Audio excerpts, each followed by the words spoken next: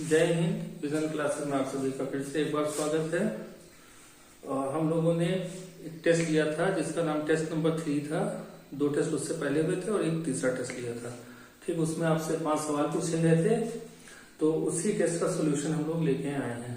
ठीक, तो क्वेश्चन हम लिखते हैं, उसका आप लोगों को सोल्यूशन दिया जाता है। ठीक, तो जो पहला सवाल हम लोगों ने टेस्ट में था हम लोगों का, तो वो सवाल नंबर 1 ये रहा आपके सामने। इसमें था 37 से जिस तरीके से 259 बन सकता है, उसी तरीके से आपको बताना था कि 17 से क्या चीज बन रहा है। आपका ऑप्शन थे, पहला ऑप्शन 100, बी ऑप्शन आपका 219, सी ऑप्शन था आपका 129 और डी ऑप्शन था आपका 119। ठीक, तो हम लोगों को पता है जो रीजनिंग के क्वेश्चन होते हैं ज्यादातर वो ऑप्शन पर निर्भर करते हैं, क्योंकि लॉजिक आप कुछ भी सोच सकते हैं। अगर एक तरीके से लॉजिक बन रहा है उसी तरीके से आपका ऑप्शन वाला लॉजिक बन रहा है तो ठीक है, वरना एक चीज के कई लॉजिक हो सकते हैं और कई आंसर हो सकते हैं रीजनिंग में। ठीक, तो अब यहाँ पे आपको देखना है 37 से 259 किस तरीके से बन सकता है। जिस तरीके से ये बनेगा उसी तरीके से आपको यहाँ पे बनाना है। ठीक, तो सबसे पहले हम लोग देखते हैं 7 3 अगर 10 कर दें, 10 का स्क्वायर कर दें तो हम लोगों को नहीं मिल पा रहा है 259। ठीक है, अगली चीज देखते हैं 3 और 7 का डिफरेंस अगर देखें, 3 और 7 का डिफरेंस अगर 4 आया तो 4 चौक 16 चौक 64 चौक 256, यानी कि 4 की पावर अगर हमने 4 कर दिया, उसमें अपने पास से 3 जोड़ दिया तो 259 आपको मिल सकता है। ठीक, मतलब दोनों का अंतर लिया और उसकी पावर 4 करके 3 अपने पास से जोड़ दिया। तो यहाँ पे अगर हम लोग करेंगे 7 से 1 क्या 6, तो 6 की पावर 4 करेंगे, 6 4 36 का 216 और 216 की भी पावर 6, तो 216 से बड़े ही ऑप्शन है, 219 होगा नहीं, क्योंकि पावर 3 ही 216 होगी तो पावर 6 जो है और ऊपर निकल जाएगी। तो ये भी लॉजिक आपका नहीं लगा। ठीक, तो और क्या सोच सकते हैं, तो हम लोग यहाँ से सोचते हैं इसका डिफरेंस, तो फिर इसका डिफरेंस, तो डिफरेंस भी आपका जो है 200 प्लस आ रहा है, तो इसमें 200 प्लस अंतर आना थोड़ा मुश्किल पड़ रहा है। अब देखते हैं और क्या सोच सकते हैं, तो इसमें आप क्या सोच सकते हैं 4 सत्ते 28, 7 सत्ते 49, तो 37 को अगर 7 से गुणा करते हैं तो आपको 259 मिल सकता है। ठीक, ये मिल गया। तो अगर यही लॉजिक पे ऑप्शन आपको मिल रहा है तो आपका ये आंसर सही होगा। तो 17 देखा, 17 को अगर हमने 7 से गुणा कर दिया, 17 सत्ते 119 मिल गया, यानी कि आपका डी ऑप्शन सही होगा। तो ये आपका पहला क्वेश्चन इस लॉजिक के ऊपर लगा है, सीधे से मल्टीप्लाई वाले लॉजिक पर लगा है। ठीक है, तो हम लोग दूसरा क्वेश्चन जो आपको पूछा गया था टेस्ट में वो देख लेते हैं। तो दूसरा आपका जो क्वेश्चन है वो आपका इस तरीके से 3 रो 3 कॉलम बना के दिया गया था। ठीक है, और इसके ऑप्शन दिए गए थे। ठीक, तो 15 13 11 14 12 16 X 75 और 81। ठीक, और ऑप्शन आपके थे, पहला ऑप्शन था आपका 84, दूसरा ऑप्शन था आपका 77, सी ऑप्शन आपका हो गया 74 और डी ऑप्शन आपका हो गया 87। ठीक, ये आपके ऑप्शन है। इस टाइप के जो क्वेश्चन होते हैं वो या तो इस तरीके से ऐसे चलते हैं कॉलम में, या इस तरीके से रो में चलते हैं। ठीक, तो हम लोगों को देखना क्या रहता है, हम लोग पहले कॉलम में देख लेते हैं, फिर रो में देख लेते हैं कि कौन सा लॉजिक लगेगा, क्योंकि ये कोई फार्मूला बेस्ड नहीं होते, यहाँ पे आपको हर एंगल से सोचना पड़ता है। तो हम लोग बस सोचने का तरीका देख रहे हैं कि सोचने के हम लोग के तरीके क्या हो सकते हैं। ठीक, तो इसमें क्या होता है, यहाँ पर देखिए, यहाँ पे 3 चीजों में 2 चीजों का योग, 2 का अंतर, 2 का गुणा, 2 का स्क्वायर का योग, यही सब कुछ ना कुछ करके उल्टा सीधा करके कुछ ना कुछ बनता है। ठीक, तो एक लॉजिक हम लोग पहले सोच लेते हैं, 15 13 28 होता तो नीचे 28 नहीं दिया, तो यानी कि ये वाला लॉजिक नहीं होगा। अच्छा 15 11 कितना होता है 26, 15 प्लस 11 अगर आपने सोचा तो कितना आ जाएगा 26 आ जाएगा, और 26 का आधा कर देगा तो 13 आ जाएगा, यानी कि इन दोनों का योगफल का आधा बीच में आ रहा है। आ रहा है कि नहीं आ रहा है? इन दोनों का योगफल का आधा जब बीच में आ रहा है तो हम लोग का ये लॉजिक पहले पे लग गया। अगर ये दूसरे पे भी यही लॉजिक काम कर रहा है तो हम लोग तीसरे पे लगा के इसका आंसर निकाल देंगे। दूसरा देखते हैं, 14 प्लस 16 यानी कि पहला और तीसरा जोड़े थे ना, 14 और 16 जोड़ा तो कितना आ गया? 30 आ गया। 30 का आधा कितना होता है? 15, लेकिन बीच में 15 तो नहीं, बीच में 12 दिया है, यानी कि पहला तीसरा जोड़ के आधा वाला लॉजिक ने हमारा काम नहीं किया, नहीं काम किया। और क्या सोच सकते हैं हम लोग ये सोच सकते हैं कि इनका योगफल, इनका योगफल, इनका योगफल सब बराबर थी। ये भी बहुत इंपॉर्टेंट लॉजिक है। तो अगर इसको जोड़ा 15 18, 15 13 28, 28 से 29 और 10 39, जोड़ के 39 आया। 14 6 20 40 50 52, तो ये भी लॉजिक आपका नहीं काम किया। तो हम लोग ऐसे तो नहीं देख पाए, तो हम लोग चलिए रो में देख लेते हैं। ठीक, तो रो में देखते हैं। 13 12 75 दिया, 11 16 81 दिया है। तो 13 और 75 जोड़ के कुछ बन रहा है, 88 को 12 से भाग नहीं बन रहा है। ये भी तो कुछ और सोचते हैं। चलिए एक और चीज देखते हैं। 13 और 12 जोड़ा हमने, कितना हो गया? 13 12 हो गया 25, तो 25 से 75 बनाने के लिए 3 का गुणा करते हैं। अगर यही लॉजिक नीचे लगा तो ऊपर भी काम कर जाएगा। तो अगला देखते हैं, 11 प्लस 16 आ गया, 16 11 कितना हो गया? 27 हो गया, 27 के यहाँ 81 हो गया, यानी कि ये लॉजिक दोनों पे काम किया है। ये दोनों को जोड़ के 3 का गुणा, दोनों को जोड़ के 3 का गुणा, दोनों पे काम किया है, तो ये यहाँ पे भी जरूर काम करेगा। तो अब यहाँ पे देखिए, 15 प्लस 14 कितना होता है?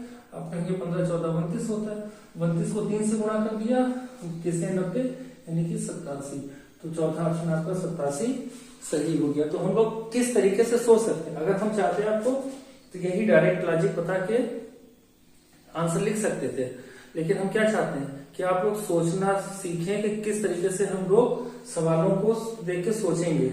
करने को तो बस सीधे लिख देते, 13 12 25 का 3 से गुणा कर दिया, 75 बन गया, आंसर आ गया। लेकिन आपको ये कोई फार्मूला बेस्ड थोड़ी होते हैं सवाल कि फार्मूला है बस आपको उस तरीके से करना है। इसलिए हमने आपको हर एंगल से इसमें सोचना बताया कि आप कहाँ से शुरुआत करेंगे, कैसे कैसे सोचेंगे। ठीक, तो ये 2 सवाल हो गए। तीसरा सवाल आपसे टेस्ट में पूछा गया था। तीसरा सवाल क्या था वो भी देख लेते हैं।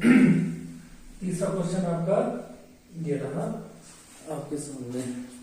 तीसरा था, इसमें आपको विषम बताना है। ठीक, विषम बताओ। ठीक, इसमें आपको विषम बताना था कि इसमें क्या चीज ऑड है। पहला ऑप्शन था 863, बी ऑप्शन था 785, सी ऑप्शन था 791 और डी ऑप्शन 647। ठीक, ये 4 चीजें हो गई। देखिए विषम का मतलब क्या होता है? मैथ का विषम नहीं है, वैसे तो देखा जाए मैथमेटिकली तो सब विषम है, ऑड है।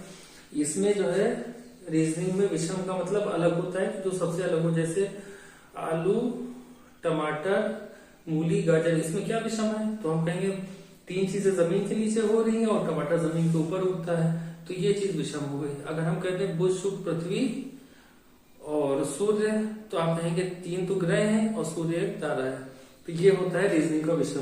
तो इसमें भी आपको देखना है कि विषम कौन से। तो विषम देखने के लिए हम लोग क्या करते हैं?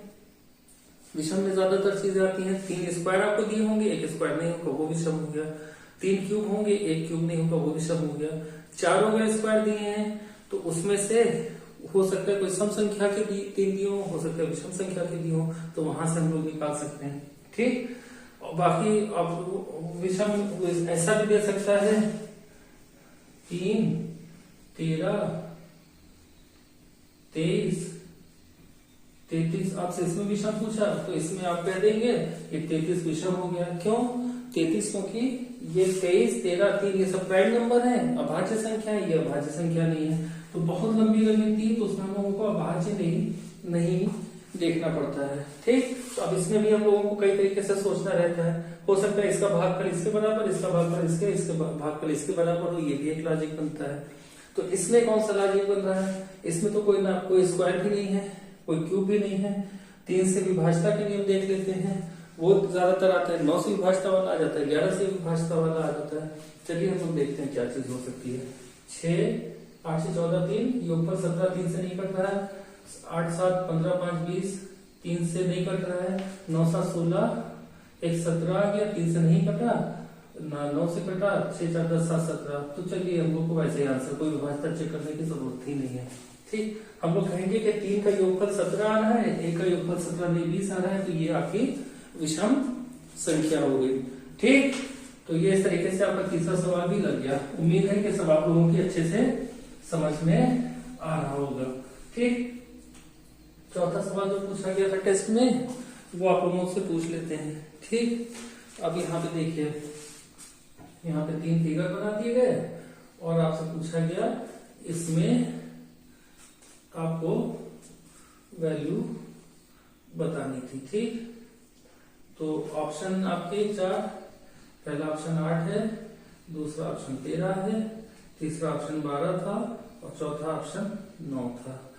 8 5 13 9 5 5 5 20 6 8 1 9। ठीक, ये सारी चीजें हो गई।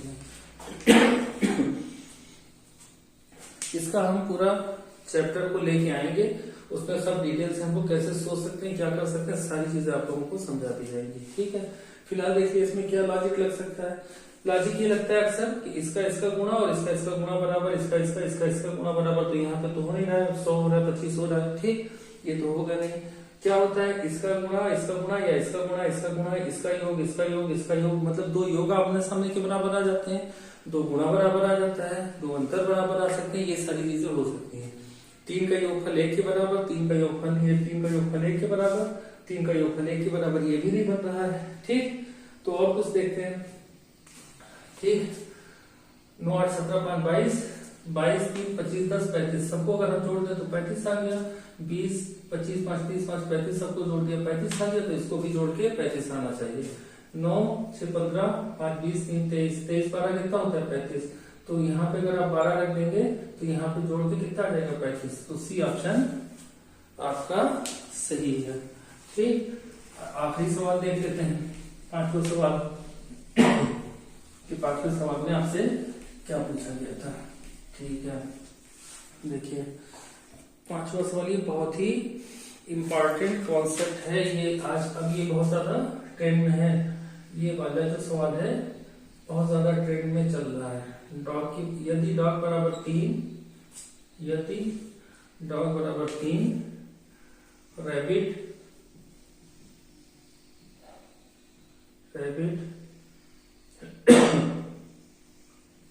बराबर 6, तो विजन बराबर कितना, ये आपसे सवाल पूछा गया। ठीक, तो आप ये बहुत ही इंपॉर्टेंट, ये बहुत ही ज्यादा इंपॉर्टेंट आपका लॉजिक चल रहा है, इसको आप लोग समझ लीजिए। तो बहुत ऐसे भी आप लोग इसमें आइडिया लगा सकते हैं, लेकिन इसको अलग तरीके से लिख के अगर दे देते हैं तो थोड़ा सा दिक्कत हो जाती है। वहां पे 3 की जगह लंबे अक्षर लिख देते हैं। ठीक, तो वहां पे सोचना थोड़ा सा मुश्किल हो जाता है। इसके ऑप्शन भी नोट कर लेते हैं। 3 4 5 6 ऑप्शन है आपका, 3 B 4 C 5 और D 6। ठीक, तो डॉग मतलब इससे जो है योगफल 3 या अंतर या भाग या ये सारी चीजें देखना रहती है, लेकिन अब यहाँ पे सीधे से देख ली कितने अक्षर हैं, 1 2 3, 3 अक्षर है तो 3 लिख दिया, 1 2 3 4 5 6 अक्षर है तो 6 लिख दिया। तो विजन में 1 2 3 4 5 6 6 अक्षर है, तो इसका आंसर 6 हो जाएगा। डी ऑप्शन आपका सही है।